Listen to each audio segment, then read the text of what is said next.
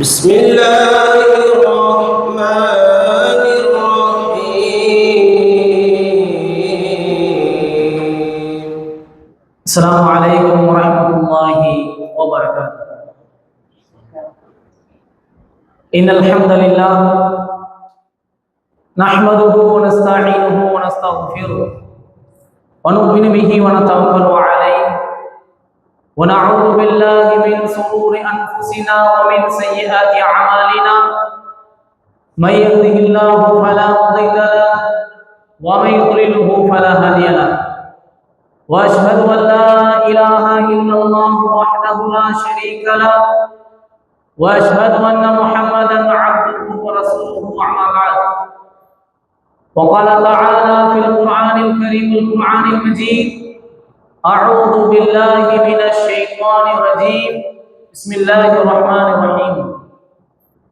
يا أيها الناس اتقوا ربكم الذي خلقكم من نفس واحدة وخلق منها زوجها وبث منهما رجالا كثيرا ونساء واتقوا الله الذي تساءلون به والأرحام إن الله كان عليكم رقيبا. وقائلا: يا أيها الذين آمنوا اتقوا الله حق تقاته ولا تموتن إلا وأنتم مسلمون. وقال نبينا محمد صلى الله عليه وسلم: خيركم من تعلم القرآن وعلمه كما قال عليه الصلاة والسلام.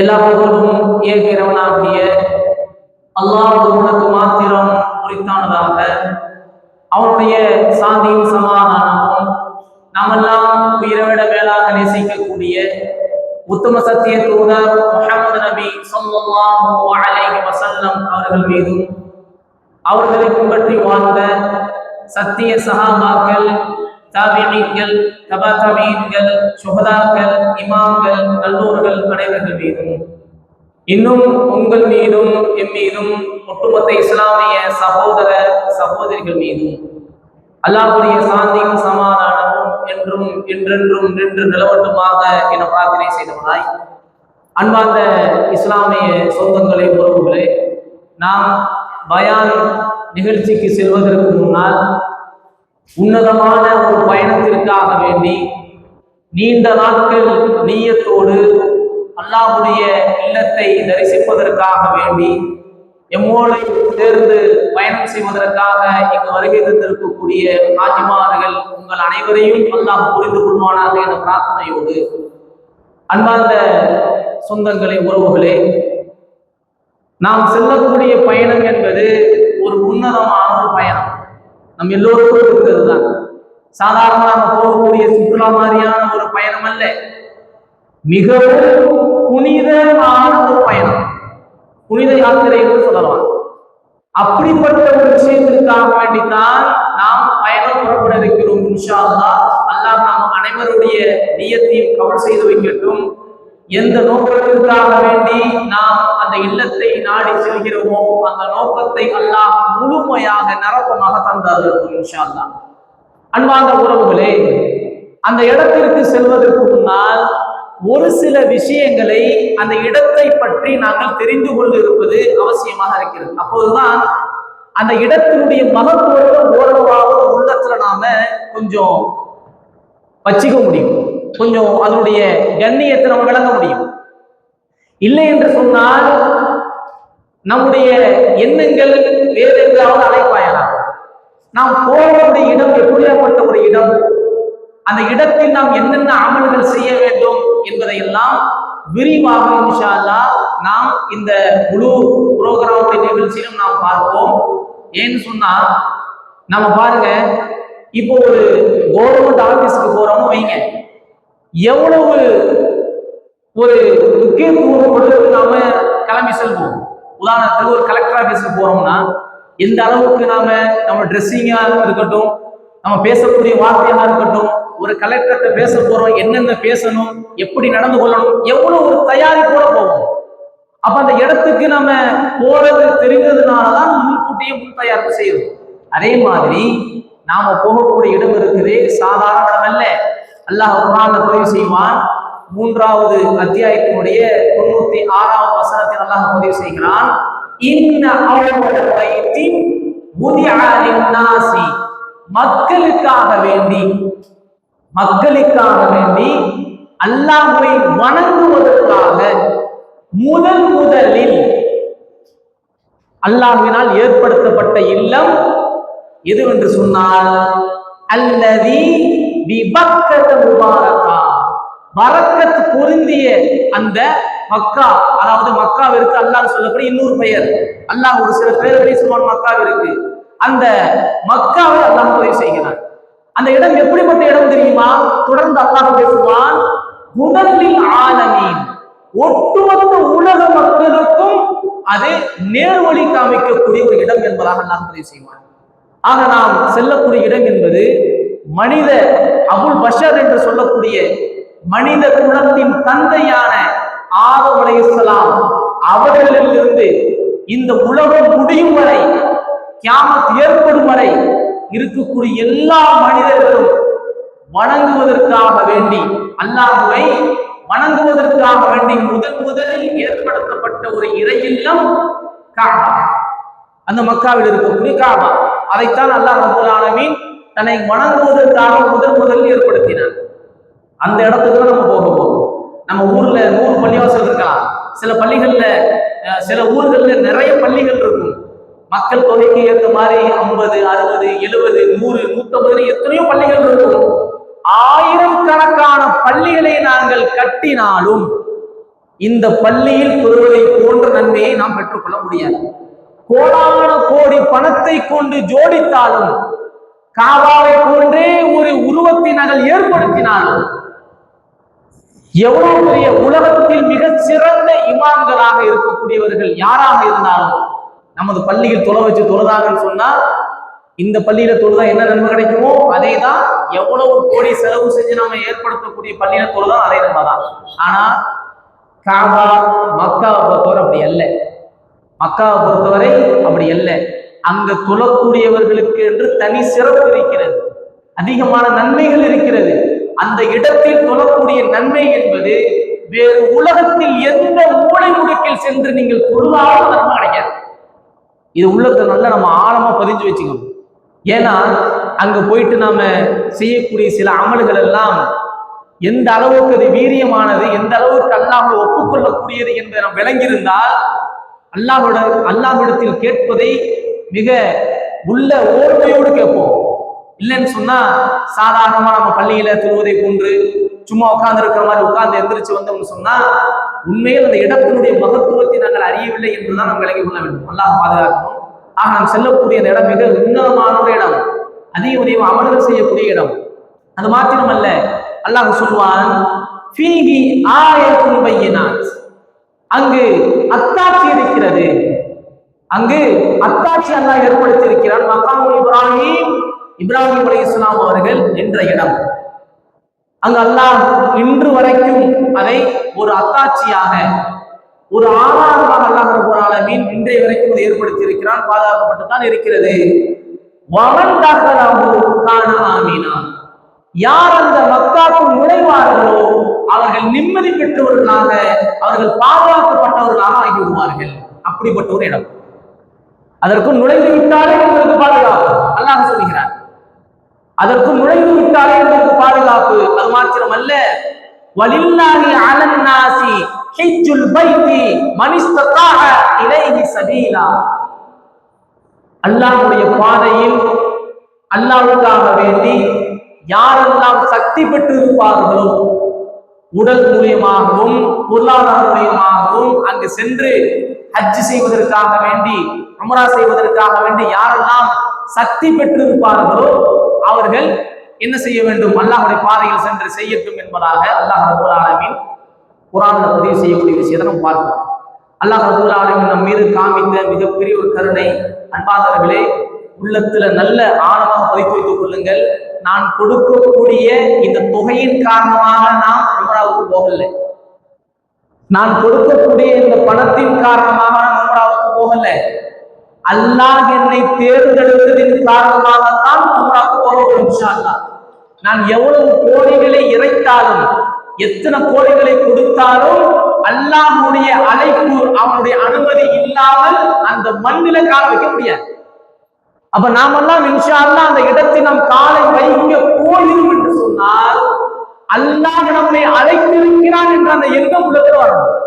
நமக்கு காசு இருக்குது, கொடுத்தா கூட்டிட்டு போயிடுவாங்க, எத்தனையோ உம்ரா சர்வீஸ்கள் இருக்கிறாங்க, பணத்தை கொடுத்தா கூட்டிட்டு போய் விட்டுவாங்க அப்படிங்கிற எண்ணம் இருந்தால் அது மிக மிக மிக பிழையான ஒரு எண்ணம். இமாம் சொல்லுவாங்க, பல காரூசாரி அதாவது பல சம்பவங்கள் சொல்லுவாங்க, பணம் கட்டி பிளைட் ஏற முடியாத சூழ்நிலையெல்லாம் போய் இருக்குது. எத்தனையோ சம்பவங்களை பார்த்திருக்கிறோம். அல்லாஹ்வுடைய நாட்டம் இல்லாமல் போக முடியாது. அப்ப அல்லாஹ் இவ்வளவு தூரம் நம்மளை கொண்டு வந்து அமர்த்தி இருக்கிறான். இன்ஷா அல்லாஹ் அவனுடைய முழு கருணையோடு முழு ஒப்புதலோடு அவனுடைய இல்லத்தை சென்று நாம் தரிசிக்கக்கூடிய ஒரு வாய்ப்பை அல்லாஹ் தந்தரல வேண்டும் என்று அதிபதி நாம் பிரார்த்தனை செய்வோம். மீண்டும் மீண்டும் உள்ளத்தில் நம்ம பதிவு செய்து வைத்துப்போம். நாம் செல்லக்கூடியது நம்முடைய பணத்தின் காரணமாக நாம் உம்ராவுக்கு செல்லவில்லை. அல்லாஹ் என்னை தேர்ந்தெடுத்திருக்கிறார், அல்லாஹ்வுடைய வீட்டிற்கு என்னை அழைப்பு விடுத்திருக்கிறார். என்னை அல்லாஹ் அழைத்ததின் காரணத்தினால், அவன் அனுமதி கொடுத்ததின் காரணத்தினால்தான் நாம் அங்க போறோம். அதனால ஞாபகம் வச்சுக்கிடுங்க. அப்ப அல்லாஹ்வுடைய அனுமதியோடு நாம அல்லாஹ்வுடைய பொருத்தத்தோடு நம்ம இந்த இடத்திற்கு நாம் செல்ல போகிறோம். அல்லாஹ் ரப்பல் ஆலமீன் நம்ம பாவங்களை முழுமையாக மன்னித்து கொள்ள வேண்டும். அது மாத்திரமல்லாமல் இந்த இடத்தினுடைய மகத்துவத்தை வணங்குவதற்காக ஒரு ஹதீஸை நான் பதிவு செய்கிறேன். அல்லாஹ்வுடைய தூதர் ஸல்லல்லாஹு அலைஹி வஸல்லம் சொன்னார்கள், قال النبي صلى الله عليه وسلم لا تزال هذه الأمة بخير. இந்த உம்மத் இருக்கிறதே, முஹம்மது நபி ஸல்லல்லாஹு அலைஹி வஸல்லம் அவர்களுடைய இந்த சமுதாயம் இருக்கிறதே, இவர்கள் நலவின் மீது நிலைத்தே இருப்பார்கள். நலவின் மீது நிலைத்தே இருப்பார்கள். எதுவரை தெரியுமா? எதுவரைக்கும் இந்த மக்காவுடைய குடும்பத்தை கண்ணியத்தை பேணி பாதுகாத்து அவர்கள் நடந்து கொள்வார்களோ அந்த காலமெல்லாம் அந்த மக்கள் அந்த சமூகம் நலவிலே இருப்பார்கள், நல்ல விஷயத்தின் மீது இருப்பார்கள். அது மாத்திரமல்ல, அதனுடைய கண்ணியத்தை அதனுடைய கண்ணியத்தை அதை கொடுக்க வேண்டிய அந்த கண்ணியத்தை அவர்கள் முழுமையாக கொடுத்து பேணி பாதுகாத்து இருக்கும் காலமெல்லாம் அவர்கள் நலவின் மீதே இருப்பார்கள். எப்பொழுது இந்த சமூகம் இந்த மக்காவுடைய கண்ணியத்தை அவர்கள் உணராமல் இந்த கண்ணியத்தை அவர்கள் வீணடிப்பார்களோ, அங்கு சென்று தேவையில்லாத வீண் விளையாட்டுகள் கேலி கூத்துகளில் ஈடுபட ஆரம்பிப்பார்களோ, அந்த மக்காவுடைய மகத்துவத்தை உள்ளத்திலிருந்து அவர்கள் எடுப்பார்களோ, அதை அவர்கள் எப்பொழுது வீணடிப்பார்களோ அவர்கள் அந்த கணம் அழிந்து போய்விட்டார்கள். அந்த கணம் அவர்கள் அழிந்து போய்விட்டார்கள் என்ற செய்தியை நாம் பார்க்கிறோம். ஆக அதனுடைய மகத்துவத்தை நம்ம உள்ளத்துல நம்ம தாங்கி அங்கு சென்று நாம் செய்யக்கூடிய அமல்கள், அங்கு சென்று நாம் செய்யக்கூடிய ஒவ்வொரு விஷயங்களும் நம்மை நாளை மறுமையில் உயர்ந்த ஒரு அந்தஸ்துக்கு அழைத்து செல்லக்கூடியதாக இருக்கும். இந்த நம்ம ஊர்ல இருக்கிற மாதிரி, வீட்டுல இருக்கிற மாதிரி நம்முடைய குணங்களை சரி செய்யாம, நம்முடைய வார்த்தைகளை சரி செய்யாம, அந்த இடத்தினுடைய மகத்துவத்தை பற்றி அறியாம நாம் சாதாரணமாக இருப்போம் என்று சொன்னால், எனது வார்த்தையில் ஒரு கண்ணியம் இருக்காது என்று சொன்னால், எனது பார்வையில் ஒரு கண்ணியம் இருக்காது என்று சொன்னால், அது அழிவை நோக்கி செல்லக்கூடியது என்பதை நாம் விளக்கிக் கொள்ள வேண்டும். அங்கு அதிகமாக நன்மைகள் செய்யக்கூடியவர்களாக, கண்ணியமான வார்த்தைகளை கொண்டு பேசக்கூடியவர்களாக, கண்ணியமானவர்களாக அடுத்தவர்களை பார்க்கக்கூடியவர்களாக இருக்க வேண்டும். நான் இந்த உலகத்தில் மக்களுக்கு மத்தியில் பணக்காரனாக இருக்கலாம், கண்ணியவனாக இருக்கலாம், ஆனால் எனது பார்வையில் மற்றவர்கள் இழிவானவர்களாக நான் பார்க்க ஆரம்பிப்பேன் என்று சொன்னால், மக்களை இழிவாக கருத ஆரம்பிப்பேன் என்று சொன்னால், அவர்களை விட மோசமானவர்கள் யாராகவும் இருக்க முடியாது. அது மிகப்பெரிய கை சேதத்தை கொண்டு விட்டு அன்பான இஸ்லாமிய சொந்தங்களை உறவுகளே, அந்த இடத்துல அதிகமாக கண்ணியமான வார்த்தைகளை பேசக்கூடியவர்களாகவும், கண்ணியமாகவே அனைவர்களையும் பார்க்கக்கூடியவர்களாகவும், நல்ல அமல்களை நாமும் செய்யக்கூடியவர்களாகவும், பிறரையும் நன்மையின் பக்கம் அழைக்கக்கூடியவர்களாகவும் இருக்க வேண்டும் இன்ஷா அல்லாஹ். அதே மாதிரி மக்காவுடைய மகத்துவங்கள் நாம் அறிந்து நம்முடைய நாட்களை செலவழிக்கக்கூடியவர்களாக இருக்க வேண்டும். அன்பானவர்களே, அல்லாஹ் சில பெயர்களை இந்த மக்காவிற்கு சில பெயர்களை அல்லாஹ் சொல்வான். அதில் முதலாவது சொல்லும் பொழுது மக்கா எல்லோருக்கும் தெரிந்த ஒரு விஷயம். மக்கா என்றால் என்ன என்று இமாம்கள் அதற்கு விளக்கங்கள் சொல்லும் பொழுது, மக்கா என்றால் பாவங்களை அழிக்கக்கூடியது, மனிதர்களுடைய பாவங்களை அழிக்கக்கூடியது என்பதாக சொல்வார்கள். உண்மைதான்.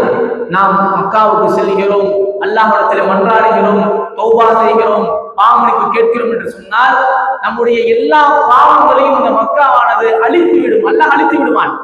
அங்கு சென்று நாம் செய்யக்கூடிய ஒவ்வொரு துவாக்கள், அழுகைகள், பாவமன்னிப்புகள் அங்கீகரிக்கப்படும் இன்ஷா அல்லாஹ். அப்படிப்பட்ட ஒரு நியத்தோடு அல்லாஹ்விடத்தில் அழுது மன்றாடக்கூடியவராக இருக்கணும். உலகத்துல எவ்வளவோ பாவங்கள் செஞ்சிருப்போம், தெரிந்தோ தெரியாமலோ, அறிந்தோ அறியாமலோ, நம்ம உற்றார்களுக்கோ, உறவினர்களுக்கோ, சகோதரர்களுக்கோ, சமுதாயத்திற்கோ ஏதோ ஒரு வகையில் ஏதோ ஒரு பாவத்தை நாம் செஞ்சிருப்போம். ஆனால் அதற்கெல்லாம் நாம் அல்லாஹ்விடத்துல மன்றாடுவதற்கான சரியான ஒரு இடம் என்றால் இந்த மக்கா. அல்லாஹ்விடத்துல எவ்வளவு பாவம் கேட்க முடியுமோ, எவ்வளவு சுஜூதிலே நாம் அழுக முடியுமோ, அல்லாஹ்விடத்தில் அழுது கொண்டே இருக்க வேண்டும். அல்லாஹ்வுக்கு அழுது அழுது அழுது அதிகமான துவாக்களை, பாவ மன்னிப்புகளை கேட்டுக்கொண்டே இருக்க வேண்டும். திரும்பி வரும் பொழுது இன்ஷா அல்லாஹ் அல்லாஹ்வுடைய நாட்டத்தின் அடிப்படையில் பிறந்த பாலகனை போன்று பாவம் இல்லாதவராக மீண்டு வரக்கூடியவராக அல்லாஹ் நம்மை ஆக்கிக் கொள்ள வேண்டும்.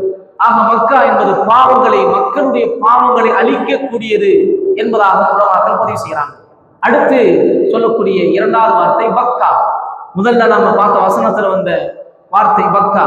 பக்கா என்று சொன்னால் மக்கள் கூட்டம் நெருக்கடிக்கு உள்ளாக்கக்கூடிய ஒரு இடம் என்பதாக விளக்கம் கொடுக்கிறாங்க. அதை நாம சொல்லி புரிய வைக்க வேண்டிய அவசியம் இல்லை. எல்லா மாதங்களும் எல்லா நாட்களும் மக்கா ஒரு கூட்டமாகத்தான் இருக்கும். காபா என்றைய தினமும் அது சுற்றப்பட்டுக் கொண்டே இருக்கும். ஒவ்வொரு வினாடியும் சுற்றி கொண்டே இருப்பார்கள், தவாப் செய்து கொண்டே இருப்பார்கள். ஏதோ ஒரு தலை காபாவை நோக்கி சுஜூதிலே அழுது கொண்டேதான் இருக்கும். அப்படிப்பட்ட ஒரு இடமான அந்த காபா. அது மாத்திரமல்ல, அதற்கு வேறொரு விளக்கமும் சொல்லும் பொழுது எதிரிகளை அப்படியே நொறுக்கி வீசக்கூடியது. யாரெல்லாம் காபாவை இடிக்க வேண்டும் என்று நபிகள் நாயகம் ஸல்லல்லாஹு அலைஹி வஸல்லம் அவர்களுக்கு முன்பாகவே வந்த வரலாறை நாம் படித்திருப்போம். அவர்களை எல்லாம் அப்படியே தகர்த்து எறிந்தது. இன்றைக்கல்ல, கியாமத் நாள் வரைக்கும் அது பாதுகாக்கப்பட்ட ஒரு இடமாக எதிரிகளுடைய சூழ்ச்சிகளை எல்லாம் அப்படியே தகர்த்து நொறுக்கி வீசக்கூடிய ஒரு இடமாகத்தான் அந்த இடம் இருக்கும் என்பதை விளங்கிக் கொள்ள வேண்டும். மூன்றாவதாக சொல்லும் பொழுது அல் பலதுல் அமீன் வத்தீனி வஸ்ஸைத்தூன் என்பதாக அல்லாஹ் குர்ஆனில் பதிவு செய்வான். அந்த சூறாவை நாம் படித்து பார்க்கும் பொழுது அது பாதுகாப்பு, அபயம் அளிக்கக்கூடிய ஒரு இடம். அந்த இடத்திற்கு சென்று விட்டாலே அது பாதுகாப்பு தரக்கூடிய ஒரு இடம் என்பதாக நாம் விளங்கிக் கொள்ள வேண்டும். வமன் தகலஹு கான ஆமினா.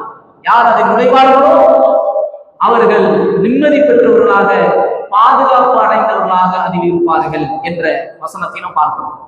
நான்காவதாக பார்க்கும் பொழுது உம்முல் குரா. மக்காவிற்கு இன்னொரு பேர் உம்முல் குரா, அதாவது நகரத்தின் தாய் என்பதாக அதற்கு பெயர். என்றால் தாய், குரா என்றால் அந்த நகரங்கள். அப்போ உம்முல் குரா நகரத்தின் தாய்.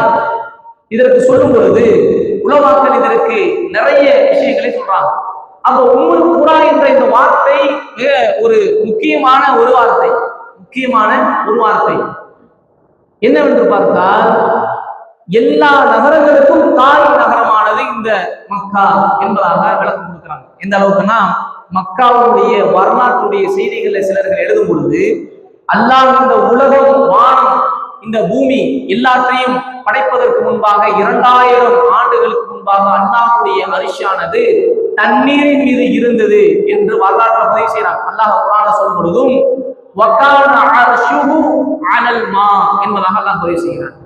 அல்லாஹ்வுடைய அரிஷானது தண்ணீரின் மீது இருந்ததாக அல்லாஹ் ரப்பல் ஆலமீன் பதிவு செய்கிறார். ஆக இந்த வரலாற்றை நாம் பார்க்கும் பொழுது உம்முல் குரா என்ற இந்த விஷயத்தை இமாம்கள் விரிவாக சொல்லும் பொழுது, முதலில் அல்லாஹ் உலகத்தை படைத்து இந்த மக்கா இருக்கக்கூடிய இடத்தை படைத்தான். பிறகு அதை சுற்றிதான் எல்லா கிராமங்களையும் விரித்தான் என்பதாக விளக்கம் கொடுக்கிறாங்க. முதலில் உலகத்தில் அந்த மையப்பகுதியாக அந்த இடத்தை படைக்கப்பட்டு பிறகு அதிலிருந்தான் எல்லா இடங்களும் அது விரிக்கப்பட்டது, அதிலிருந்த பூமியானது விசாலமாக்கப்பட்டது என்பதாக உலமாக்கள் இதற்கு விளக்கம் சொல்றாங்க. இதை பற்றி பேசினால் பேசிக்கொண்டே போகலாம். அன்பான இஸ்லாமிய சொந்தங்களை உறவுகளே, கடைசியாக இறுதியாக நாம் சொல்லக்கூடிய விஷயங்கள், மக்கா என்பது ஒரு அற்புதமான நமது பாவங்களை எல்லாம் தகர்த்தெறியக்கூடிய ஒரு இடம். அதற்கு செல்லக்கூடிய வாய்ப்பை அல்லாஹ் நமக்கு கொடுத்திருக்கிறான். அதை நல்ல முறையில் பயன்படுத்திக் கொள்ள வேண்டும். அதனுடைய மகத்துவத்தை நாங்கள் அறிய வேண்டும். காபாவை சுற்றி வரும்போது உள்ளத்துல எண்ணத்தை வைங்க, இந்த இடத்தில் தான் என் நபியுடைய பாதம் பட்டது, இந்த இடத்தில் தான் எனது சஹாபாவுடைய பாதம் பட்டது. நான் சஜிதா செய்கிறேன் என்று சொன்னால் அதே இடத்தில் நபியுடைய நெற்றியும் பட்டு இருக்கிறது.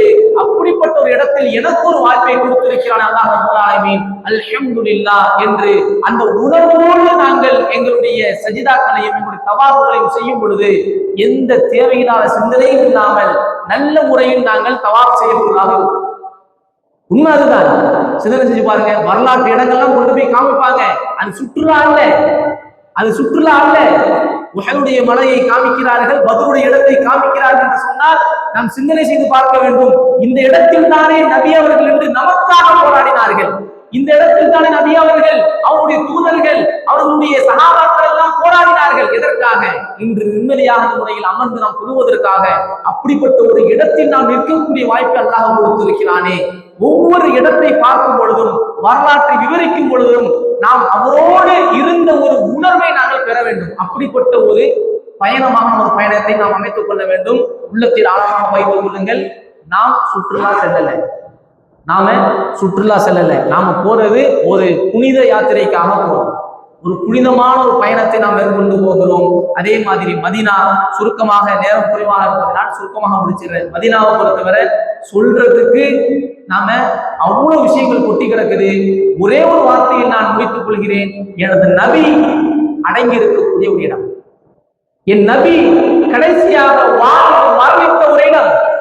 அந்த இடத்திற்கு நாங்கள் செல்கிறோம் என்று சொன்னால் அந்த இடம் எப்படிப்பட்ட இடமாக இருக்கும்? எனது நபி அவர்கள் தாவா பணிக்காக வேண்டி, மக்களை இஸ்லாத்தில் அழைப்பதற்காக வேண்டி எங்கெங்கேயோ சென்றும் அடைக்கலம் கிடைக்காத பொழுது அன்சாரி தோழர்களால் அடைக்கலம் கொடுக்கப்பட்டு நபியை அரவணைத்த ஒரு இடம் மதீனா. அப்படிப்பட்ட ஒரு இடத்துக்கு போறோமா? அப்புறம் அந்த இடத்துல எவ்வளவு கண்ணியங்களை நாம பேரணும், எந்த அளவுக்கு இந்த சஹாபாக்களுடைய தியாகத்தை நாங்கள் உணரணும் என்பதையெல்லாம் அங்கு வரலாற்று செய்திகள் சொல்ல சொல்ல சொல்ல நாம் இன்ஷா அல்லாஹ் அதை உள்ளபூர்வமாக சில விஷயங்கள் சொல்லும் பொழுது எங்கெங்கேயோ வேடிக்கை பார்த்துட்டு என்னன்னு தெரியாம பார்க்காம என்ன சொல்றாங்க, எதை பத்தி அவங்க விளக்கம் கொடுக்குறாங்கிறத பார்த்து நாம உள்ளத்துல அதை நம்ம ஏந்தி கொண்டோம் என்று சொன்னால், ஆணித்தரமாக நாம் பதித்து கொண்டோம் என்று சொன்னால், ஒவ்வொரு எட்டும் நாம் வைக்கக்கூடிய ஒவ்வொரு எட்டும் நமக்கு ஒரு நல்ல ஒரு படிப்பினை தரக்கூடிய எட்டாக இருக்கும். உதாரணத்திற்கு சொன்னதை போலதான், உஹது மலைக்கு போறோமா, சிந்தனை செஞ்சு பாருங்க. உஹதுடைய போர் எப்படி நடந்தது, உஹதுடைய போரில் எவ்வளவு உக்கிரமாக இருந்தது, இஸ்லாமியர்கள் எப்படி எல்லாம் அடிக்கப்பட்டார்கள், எப்படி அவர்கள் மீண்டு வந்தார்கள், இதுவெல்லாம் அந்த உஹதுடைய மலை இன்னைக்கு இருக்குது. அந்த மலை மேலதான் சஹாபாக்கள் நின்றாங்க. அந்த மலையை சுற்றிதான் காலித் பின் வலீத் அவர்கள் வந்தார்கள். அந்த மலைக்கு நடுவில் தான் போர் நடந்தது. நாம் நிற்கக்கூடிய அந்த மண்ணில் இன்னும் சஹாபாக்கள் அவர்கள் நின்ற அதே இடத்தில் நாம் நிற்கிறோம். கல்லு மாறல, மலை மாறல, மனிதர்கள் மாறி இருக்கிறோம், காலங்கள் மாறி இருக்கிறது. ஆனால் அந்த வரலாற்று சுவடுகள் இன்னும் மாறவில்லை. ஆனால் நிற்கும் பொழுது, அந்த மலையில் ஏறி பார்க்கும் பொழுது நாம் சிந்தனை செய்து பார்க்க வேண்டும், இந்த இடத்தில் தானே சஹாபாக்கள் என்றார்கள், நமக்கும் அந்த வாய்ப்பை கொடுத்திருக்கிறானே என்று நாம் சென்று அங்கு நல்ல அமல்கள் செய்து திரும்பி வந்ததற்கு பிறகும் அந்த அமல்களோடு நம்முடைய வாழ்க்கையை நாங்கள் கழிக்கக்கூடியதாக இருக்க வேண்டும். மீண்டும் மீண்டும் மீண்டும் இந்த ஒரு முறாவுடன் பாடக்கூடாது இன்ஷா அல்லாஹ். மீண்டும் மீண்டும் மீண்டும் வாய்ப்பு கிடைக்கும் போதெல்லாம் அல்லாஹ்வுடைய அந்த இல்லத்தை பார்க்கக்கூடிய வாய்ப்பை அல்லாஹ் நமக்கு தர வேண்டும் என்று பிரார்த்தனை செய்து கொண்டே அல்லாஹ் ரப்பல் ஆலமீன் நமது பயணத்தை நல்ல ஒரு சிறப்புமிக்க ஒரு பயணமாக ஏற்படுத்தி நமது பாவங்களை எல்லாம் அல்லாஹ் ரப்பல் ஆலமீன் அழித்து நல்ல பிறந்த பாலகனை போன்று பாவம் இல்லாதவர்களாக அல்லாஹ் ரப்பல் ஆலமீன் நம்மளை மரணிக்க செய்து நாளை மறுமையில் ஜன்னத்துல் ஃபிர்தௌஸில் நபியோடு ஒன்றாக இருக்கக்கூடிய வாய்ப்பை அல்லாஹ் தந்துள்ள வேண்டும் என்ற பிரார்த்தனை செய்தனாய் எனது உரையை நான் நிறைவு செய்கிறேன். அஸ்ஸலாமு அலைக்கும் வரஹ்மத்துல்லாஹி வபரகாத்துஹு.